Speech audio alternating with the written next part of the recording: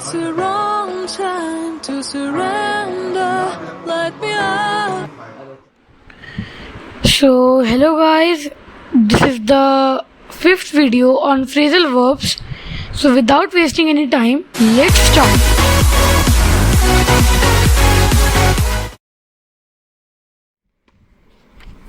So the first phrasal verb we are going to take today is to break down. The meaning of to break down is to fail in health.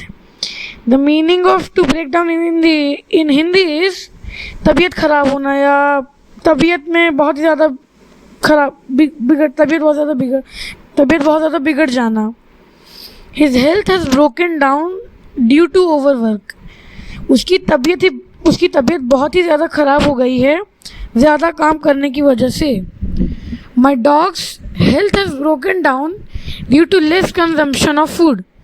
मेरे कुत्ते की तबीयत बहुत ही ज़्यादा ख़राब हो गई है क्योंकि वो अपना खाना सही तरीके से नहीं लेता था. Hue and cry. The meaning of hue and cry is general outcry of alarm. The meaning of hue and cry in Hindi is पीछा या चिल्लापन या बहुत ही ज़्यादा चिल्लाना या ऐसा कुछ. People raised a hue and cry against new tax proposals. The meaning of this sentence in Hindi is लोगों ने बहुत ही ज़्यादा चिल्लापन मचा दी जो नए टैक्स आए थे उसके नए टैक्स के जो प्रपोजल थे उनके ऊपर बहुत ही ज़्यादा चिल्लापन मचा दी, बहुत ही ज़्यादा ह्यू एंड क्राई मचा दी, उसके पीछे पड़ गए.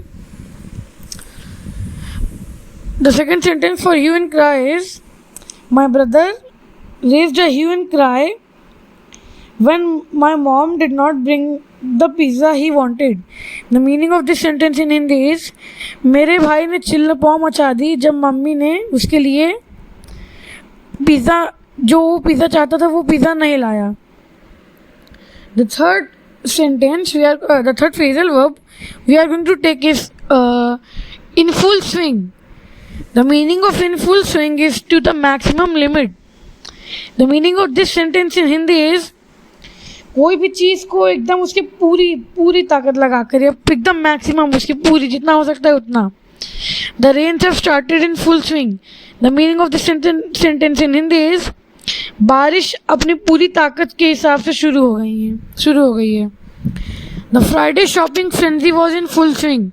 The meaning of this sentence in Hindi is Friday को जो शॉपिंग फ्रेंजी थी वो बिल्कुल एकदम अपनी लिमिट से बाहर एकदम पूरी लिमिट के साथ चल रही थी.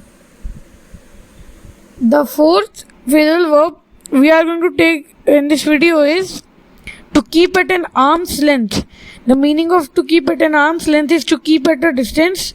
The meaning of to keep at an arm's length in Hindi is एक हाथ की जितनी दूरी पर रखना या तो अपने से थोड़ा दूर रखना.